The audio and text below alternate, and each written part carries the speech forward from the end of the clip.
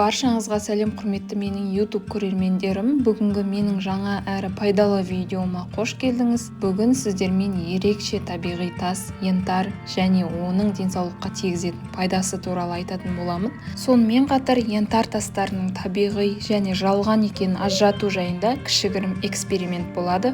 Және менің балаларыма қалай әсер еткенін, тіс шығу кезінде қалай көмектескені туралы бөлісетін боламын. Бүгінгі видео өте қызықты болады. Соңына дейін қарауға кеңес беремін.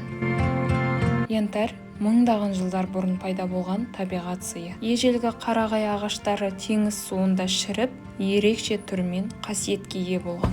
Осыдан миллиондаған жыл бұрын мұздықтар ерігенде Балтық теңізі пайда болып, қарағай ағаштары су астында қалады да, аққан шайыры, яғни ағаштың смоласы қатып теңіздегі қаншама пайдалы заттарды шайыр бойына сіңіріп, осындай емдік тастарға айналған.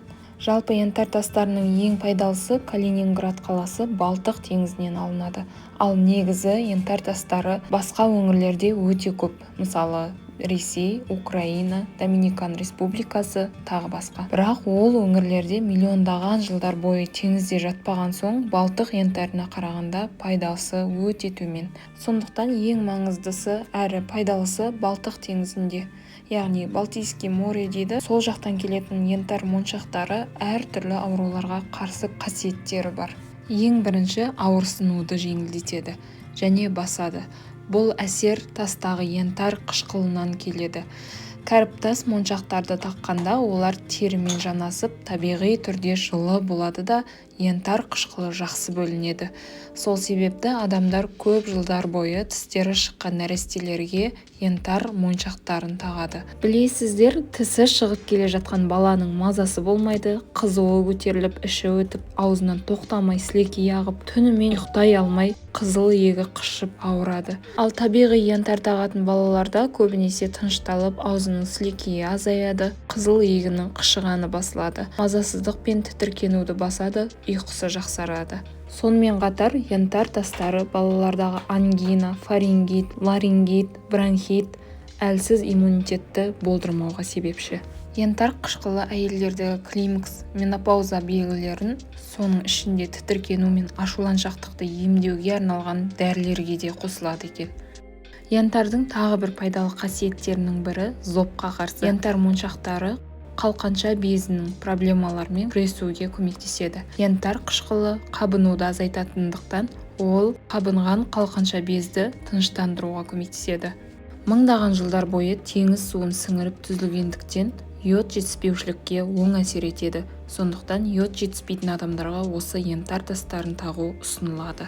Ағзаны нығайтып, түрлі ауруларға қарсы тұру қабілетін көтереді. Теңіз суын мыңдаған жыл бойына сіңірген кезде йодтан басқа минералдар мен микроэлементтер түзіп, оның ішінде темір, кальций, калий, магний, селен, цинк, тағы басқаларын бойына жинап, тастарды мойынға таққанда иммунитет жоғарылатуға оң әсер етеді.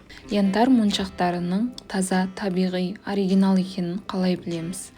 Осы сұраққа арнайы сіздерге эксперимент түсірген болатынмын. Жалпы емдік янтарлар біріншіден қымбат болады, екіншіден иісі жағымды, қылқан жапырақты иісті болады. Үшіншіден, сатушыларда табиғи, оригинал екені туралы сертификат болады. Естеріңізде болсын, табиғи, оригинал янтар мен жалған янтардың айырмашылығы жер мен көктей. Пластик немесе стеклодан жасалған янтарлар адам ағзасына ешқандай пайдасы жоқ. Ал енді оригинал және жалған янтарды қалай ажыратамыз? Өкінішке орай, оны көзбен ажырату мүмкін емес. Янтар өзі смоладан пайда болған зат болғандықтан, бір қарағанда пластик немесе шыныға ұқсай береді. Алтын, күміс сияқты пробасы да болмайды. Ал енді таза табиғи янтар мен оригинал янтардың айырмашылығын көрсетейін. Тұз бен судың қатынасы 1:4, яғни 20-80% болуы керек. Мысалы, 4 стакан суға 1 стакан тұз салу керек. Ал мен мұнда бір ғана янтармен көрсеткім келіп отыр. Менде бір табиғи янтар және 2 жалған янтар, яғни жай ғана моншақтар. Менің тәсілім 1 стакан суға 2 ас қасық немесе 4 шай қасық тұз салып, оны жақсылап ерігенше араластырамыз. Көріп тұрғандарыңыздай 1 стакан тұзды су, 1 стакан жай су. Мен бірінші табиғи янтарь моншағын жай суға батырып көремін. Байқасаңыздар, түбінде батты. Енді осыны қасындағы қаныққан тұзды суға тастаған кезде қалқып шықты. Бұл янтардың нағыз табиғи екендігін көрсетеді. Тіпті үлкен ауыр янтардың түрлері болса да, осылай бетіне қалқып шығуы керек. Ал енді янтарь емес моншақтарды суға салып көрсек, ол да батып кетті. Және қаныққан тұзды суға салған кезде де түбінде қалды.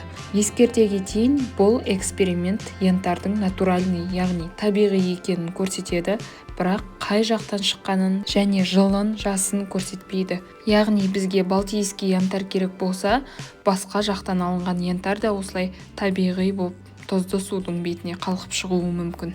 Және қазір жас янтарлар пайда болған. Жылы белгісіз, Балтық янтары сияқты 40-50 миллион жыл теңізде жатпаған. Ондай янтарлар да тұзды суда осылай бетіне қалқып шыға береді, бірақ оның ішкі құрылымын және жасын біле алмаймыз. Нағыз 40-50 миллион жыл бойы теңізде жатқан балтийский янтарларды алу үшін сенімді жерден іздеп табу керек. Міндетті түрде сертификаты бар дүкендерден қарап алуға кеңес беремін. Сонымен янтарь моншақтарын бұрын апа-әжелеріміз зоб ауруының емінде тағып шипасын алған. Кеңес одағындағы мода және классика. Тек зобқа емес, ағзаға энергия беретін дефициттерді толтыратын биостимулятор болғандықтан кез келген адам таға береді. Ал қазір дәл осы янтардың шеттерін тегістеп, әр моншақтың арасын түйіп, тізіп, қауіпсіз формада балаларға тағады. Моншақты үнемі тағып жүрген кезде балада тіс шығу кезеңі жеңіл өтеді және тұмау мен суық тию ауруларының алдын алады. Себебі құрамындағы янтарь қышқылы терімен жанасқан кезде ағзаға микродозада бөлініп, қабынуға қарсы ауру сезімін басатын эффект береді. Янтарь моншақтарын ешқандай тұмармен немесе көз моншақ сияқты заттармен шатастыруға болмайды. Бұл құрамы өте бай, теңізден алынған табиғат сыйы болғандықтан биологиялық белсенді зат эко-өнім ретінде қолданылады. Ең бастысы табиғи Балтық теңізінен алынған болуы керек. Қандай дүкеннен алсаңыз да қымбатын, сапалысын алуға кеңес беремін. Және осымен бүгінгі пайдалы видеомды аяқтаймын.